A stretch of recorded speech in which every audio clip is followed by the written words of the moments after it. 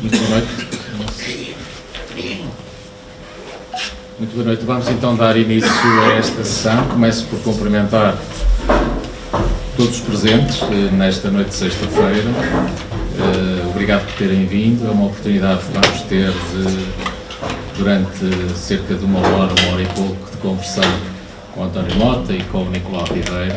Trata-se de uma organização do Centro de Estudos Amarantinos, uma associação relativamente recente, que pugna por aquilo que é ações no âmbito da cultura, da divulgação dos grandes nomes, da cultura não só local como nacional, na evocação das grandes figuras desta região, que, como todos sabemos, tem um conjunto de entidades de primeira linha da cultura nacional e que pretende fazer jus àquilo que é este património, este legado que nos trouxe até aqui e que temos a obrigação de continuar. Recentemente, o António Mota lançou mais um livro, está próximo dos 100 livros editados, publicados, com várias edições de algumas das suas obras. Está também a comemorar os 40 anos de vida literária. É um homem que tem um trajeto notável.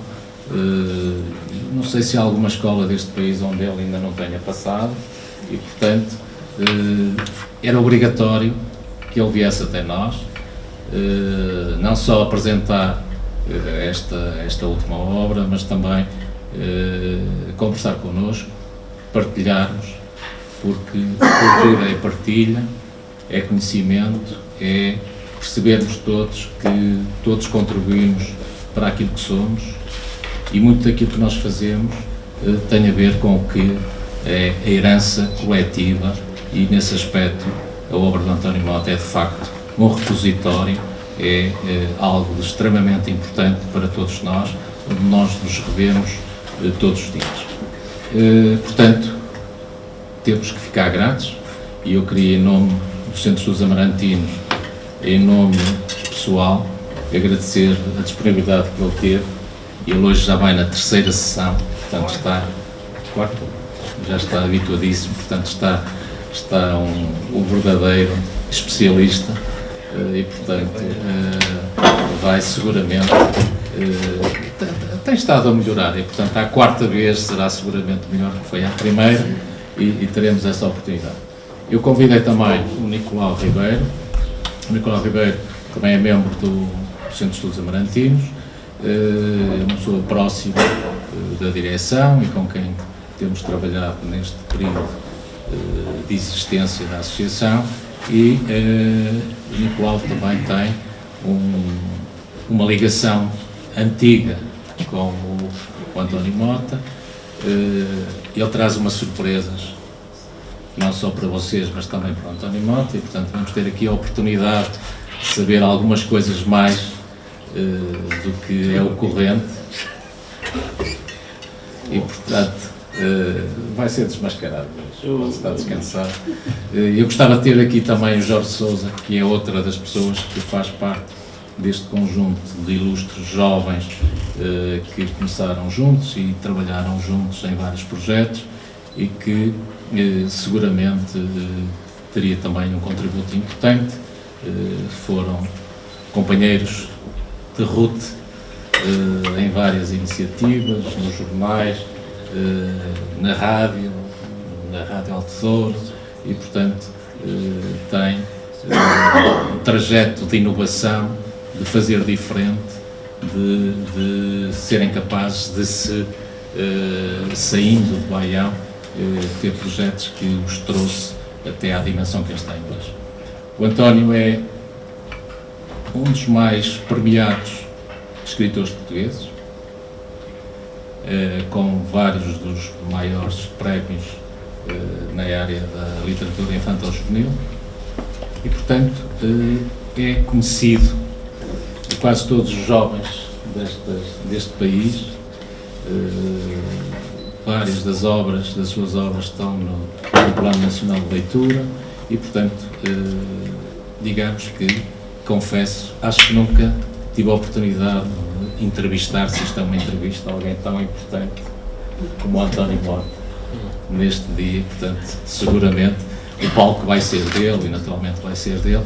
Eu gostava que isto fosse, e como temos feito noutras ocasiões, iniciativas do Centro de Estudos, que isto fosse uma conversa informal, não uma coisa muito preparada, mas sobretudo uma conversa informal, em que percebemos o lado humano de quem produz, de quem tem uma obra, que nos traz, que se dá, que se identifica, que nos mostra aquilo que fez. E, portanto, é este o caminho e, naturalmente, que nesta primeira intervenção era agradecer ao António o facto de estar aqui connosco hoje e nos honrar com aquilo que seguramente nos irá trazer de conhecimento.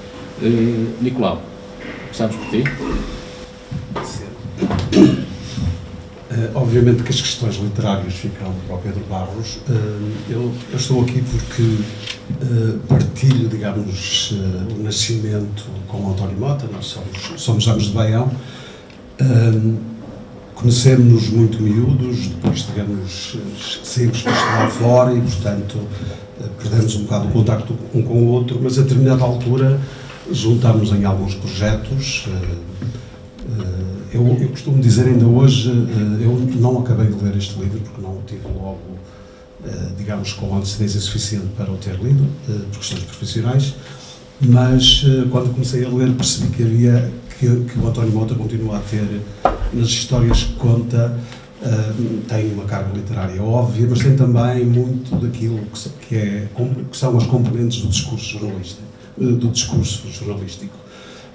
E foi exatamente a fazer jornalismo que eu e o António Mota, digamos, que nós, enfim, juntos fizemos algumas coisas na área de jornalismo e portanto, eu reconheço-lhe ainda hoje muitos dos elementos do discurso jornalístico estão presentes nas histórias que hoje conta e penso que este livro é um exemplo disso. O Pedro encarregar-se-á, de facto, de enfim, algumas referências literárias à obra, por razões óbvias. A partir de determinada altura, nós fizemos isto na nossa juventude, estamos a falar nos anos de 1900, finais dos anos 70 ou 80 do século passado. Criámos, havia um jornal em Baião nessa altura que se chamava Baião Repórter, provavelmente nenhuma das pessoas que aqui está, ou enfim, algumas terão a noção do que era esse jornal. No qual nós éramos colaboradores e a partir de determinada altura o jornal tinha um proprietário que era também o responsável financeiro do projeto. Nós éramos colaboradores e a partir de determinada altura lançámos-lhe o desafio de fazer algo que saísse para lá das fronteiras de Baião e criámos o Repórter de Marão, que depois veio a ter sede em Amarante, mais tarde, uns anos mais tarde. Mas, de facto, desse tempo ficou uma ligação muito grande, uma cumplicidade muito grande. O António Mota, nessa altura, tinha publicado, sei lá, 4, 5 livros, por aí, portanto, vai-nos quase 100. E, enfim, eu acho que algumas das vivências que tivemos numas águas furtadas na Rua de Camões, em Baião, muitas dessas vivências que lá tivemos foram também, de alguma maneira, evidentes para os livros que ele veio escrever, contributos para os livros que veio escrever. Porque é que eu acho que isto marcou a escrita do António e porque é que estas vivências são importantes para nós? Porque nós estávamos, portanto, numa altura, no princípio dos anos 80, digamos assim, quando criámos o Repórter de Marão, e nessa altura saberão com certeza que toda a imprensa regional era muito dominada por eu não queria dizer caciques, mas no fundo era isso mesmo. Havia uma componente muito grande. A Igreja Católica tinha muitos órgãos de comunicação social regional, obviamente com as suas orientações muito tradicionais. Por exemplo, a Diocese de Braga era um dos exemplos de que isso era um dos exemplos de um controle muito grande sobre digamos, os conteúdos que a imprensa do distrito trazia. Lembram-se todos do Cónigo Melo, com certeza, que era um homem com um pulso de ferro que impunha as suas ideias. E nós aparecemos como outsiders, completamente como outsiders. Naquela altura éramos três, digamos, a fazer esse tipo de um jornalismo, digamos, interveniente. Tínhamos na altura uma filosofia que hoje a imprensa regional, do meu ponto de vista, está um bocado também numa perspectiva de fazer jornalismo de rabo sentado. Nós recusávamos a isso e então íamos para a rua fazer reportagem, éramos polémicos.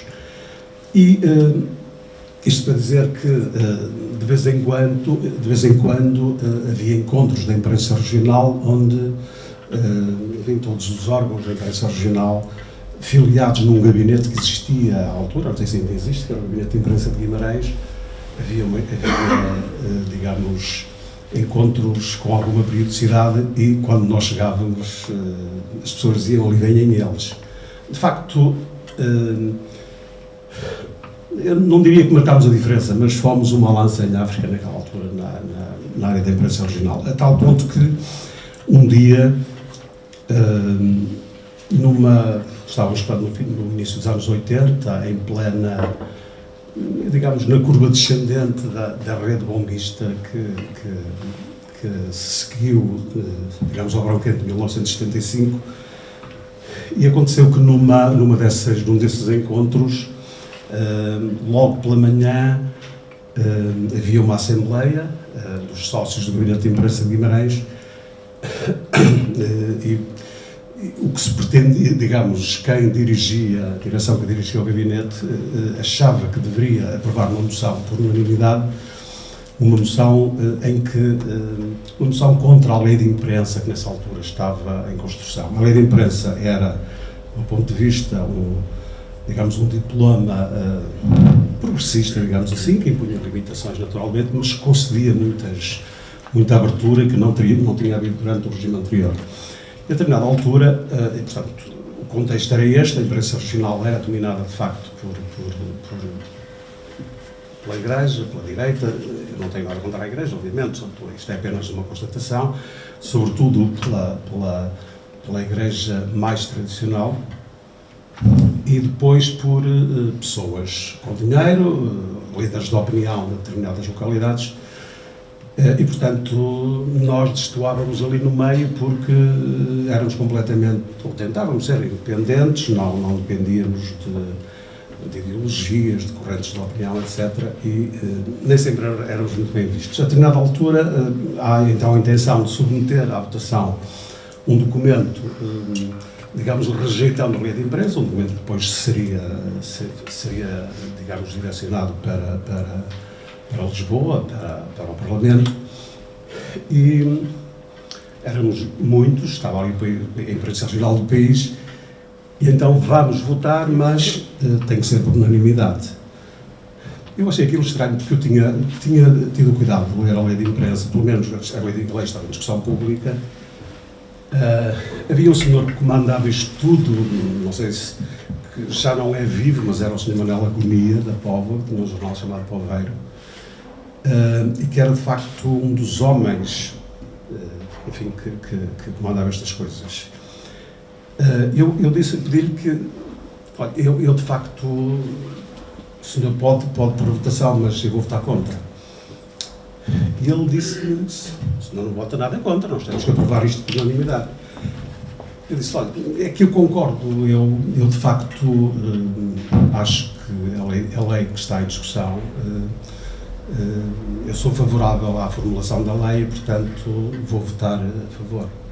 Não, se vota a favor tem que sair, o senhor não vai participar na votação. O António Mota passava a vida a dar-me cotoveladas, caneladas, porque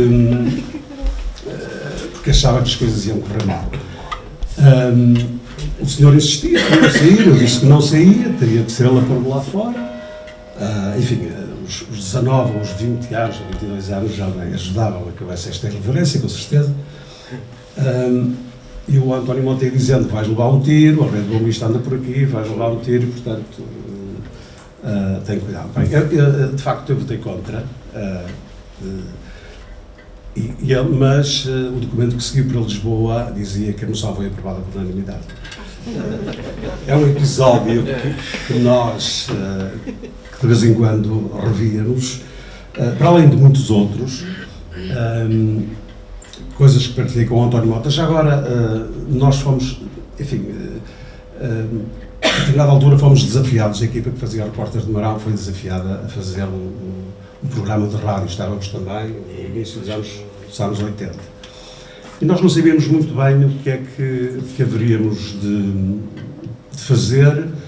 Enfim, andámos a estudar o assunto, já agora para as pessoas que são da região mais de Baião, tratava-se da Rádio Alto Douro, que era uma emissão original da RDP, estava ligada à Antena 1. O diretor da rádio era colaborador do jornal também, convidou-nos para apresentarmos uma proposta. Apresentámos uma proposta à rádio. O António Mota nunca mais viu texto nenhum. Eu trouxe a pasta do programa. Tu tens? Um programa enfim, o que nós propusemos foi, Baião sempre esteve muito ligado ao Douro, designadamente a freguesia onde eu sou natural, que é Santa Cruz do Douro, e a ideia foi, todos nós tínhamos lido o Alves Redol, não é? Que contava a história sobre a descida do Douro por Barcos Rabelos, e nós imaginámos fazer o percurso contrário, subir o Rio Douro a partir da Foz até à Régua. Nessa altura, o Fausto tinha lançado um álbum que se chamava Por Este Rio Acima, não sei se têm ideia disto, e nós aproveitamos o nome do álbum para dar nome ao programa também. E então fizemos uma viagem a partir da Ribeira, uma viagem ficcionada, obviamente, mas com muitos pormenores. O Alves Redol tem uma descrição fabulosa da passagem do Rabelos na zona da Pala, Mosteiro e Pala. E nós fizemos, de facto, imaginámos uma subida do Rio Douro, não era muito fácil, mas os Rabelos também subiam o Douro, quando o vento era favorável. E pronto, e tenho aqui os textos todos. O António Mota nunca mais viu, a maioria dos textos foi escrita por ele. E, portanto, estão aqui. Escrito à máquina. Escritos à máquina, exatamente. Lá no jornal. Lá no jornal, exatamente. Este é o programa número 1, já agora. Se não te lembrarmos. Não. Estão aqui todos. É evidente que depois podemos partilhar isto contigo. Mas pronto, isto é para dizer de facto que... Mas o António também fazia uns poemas, não é? Também fazia uns poemas, eu também trago aqui alguns. Ele já não se lembra. Fiz, tem 5 livros de poesia. Mas fazia uns poemas... Uns outros poemas.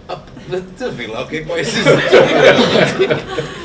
Eu lembro, por exemplo, as pessoas que são de Baião, sobretudo quem é de Baião, que conhece Mafómedes. Na Mafómedes havia, enfim, alguns mitos em relação a Mafómedes, e nós um dia fomos conhecer Mafómedes e escrevemos muito sobre Mafómedes. Eu na altura era colaborador do Diário de Notícias também, e digamos, de alguma maneira desmistificámos Mafómedes. Eu tenho a ideia disso. Mais tarde o Presidente da República, Jorge Sampaio, fez uma... Eu não sei se chegou a ir lá, mas pelo menos chegou a ir lá. Foi padrinho, entre aspas, de uma menina de Mafómedes que tinha alguns problemas e que não conseguia estudar. Duas.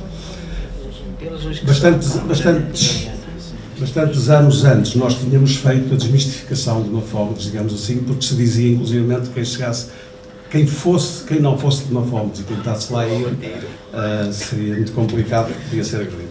Mas já agora, o António Mota tinha coisas excêntricas. Estou com medo.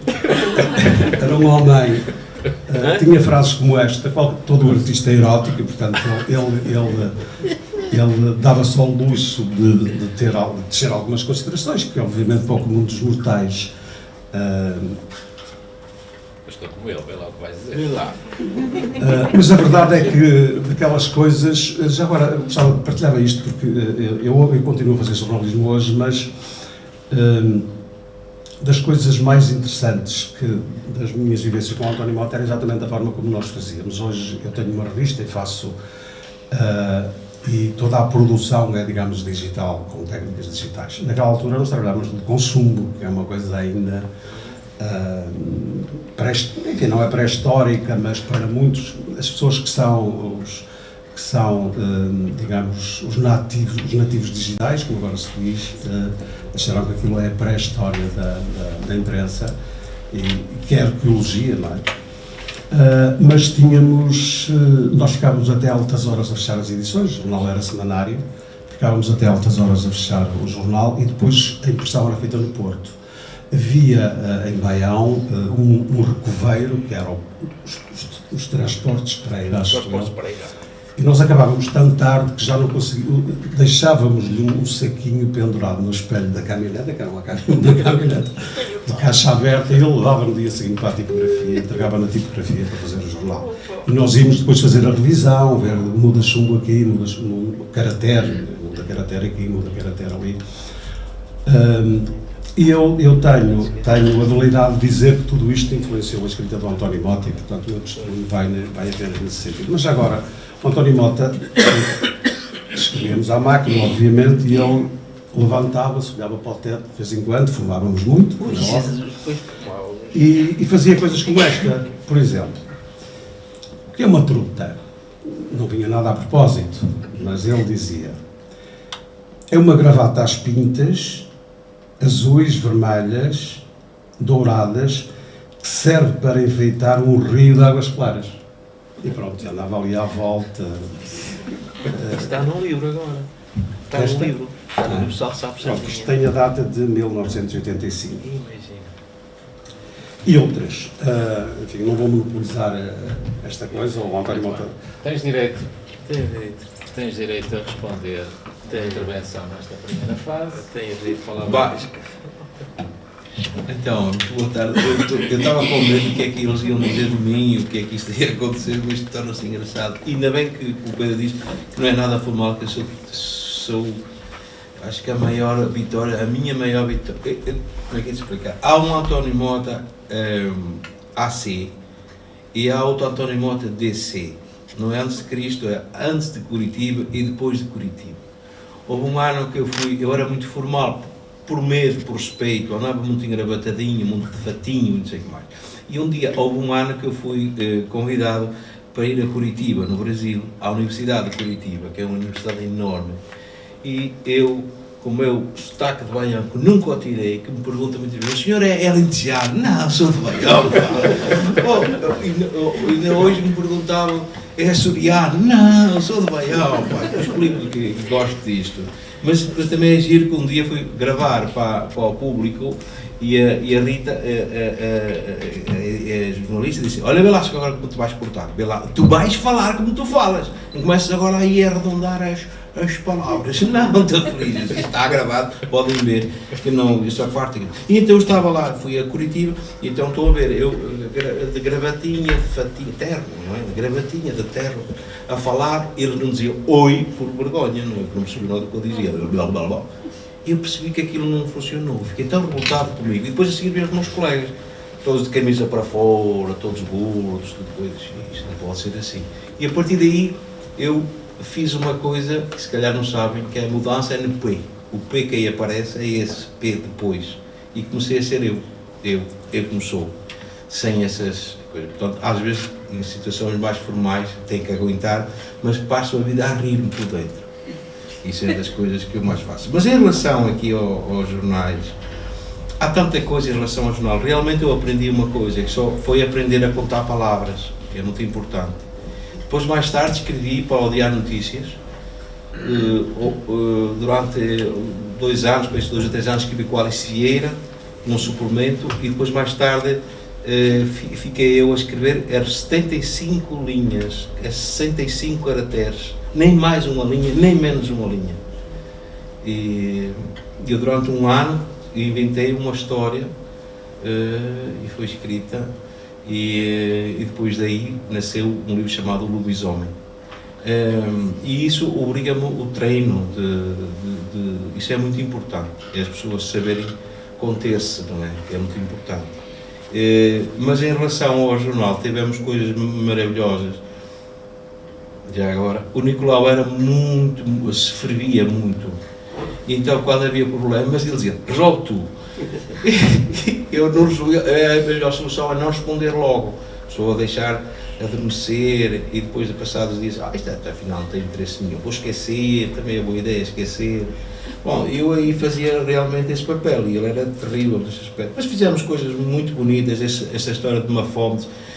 Nós pusemos Mafómedes no mapa. A partir daí começaram a falar de Mafómedes com outra forma, pessoas boas, maravilhosas, que nós fomos lá, foi muito bom.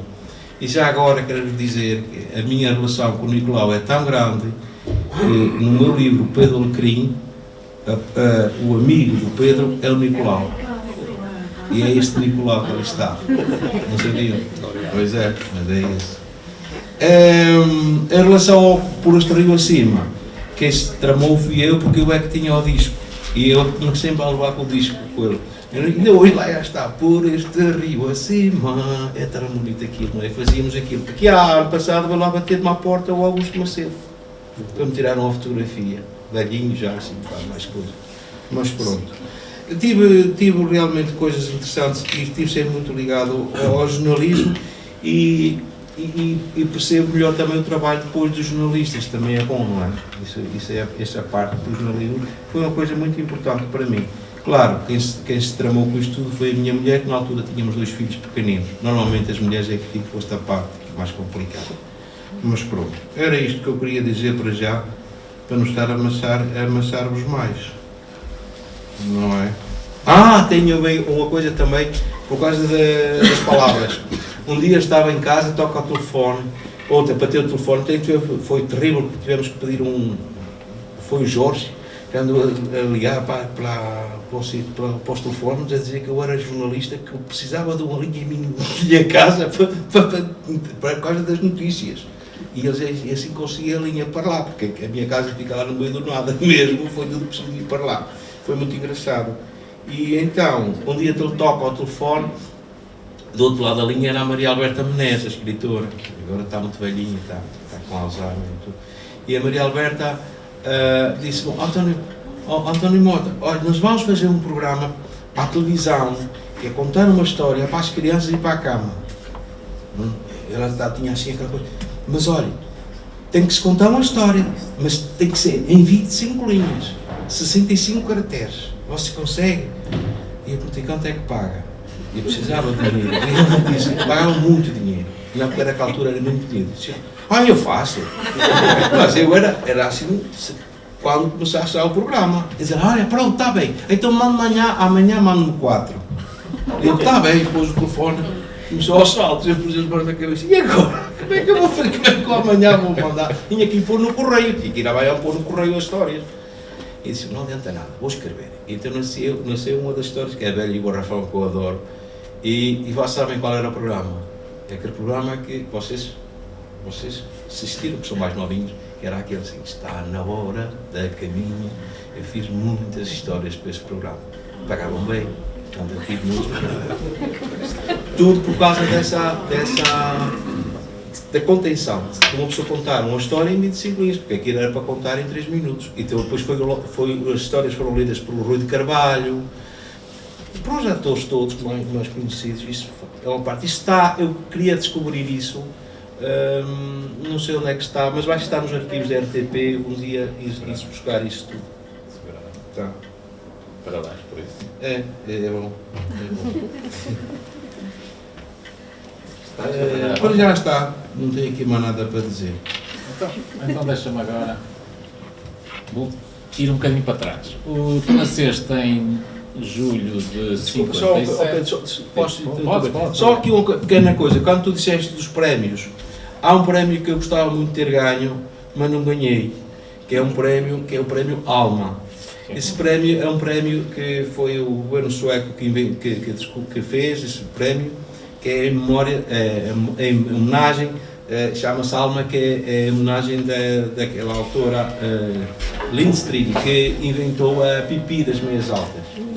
E o prémio é muito bom, porque é mais de €500 mil. Eu nunca ganhei esse prémio, fui 2 vezes candidata de Portugal e nunca ganhei. Uma vez foi lá, devia ser primo ou assim, e a segunda vez foi uma associação que se dedica a recolher livros e a pôr às pessoas que têm mais carência, sobretudo em África. eu acho que foi melhor eles ficarem lá, eles com o prémio e pronto. Qualquer dia volta a ser outra vez candidato, e no meio daqueles países todos pode ser que eu tenha sorte. Vai ser lindo. Ok. De resto está tudo Não bem. ganhaste esse prémio, Não. mas eu acho que muita gente não saberá, és oficial da Ordem da Instrução Pública. Pá, queres que eu te conte essa história? Eu vinha muito cansado e eu para não ser multado, mandei pôr um alta-voz no meu carro. Então eu lembro onde vinha, eu tinha saído na autoestrada, tinha passado por Penafiel. Estava quase a chegar para entrar para meter para Baião. Toco ao telefone e disse boa tarde.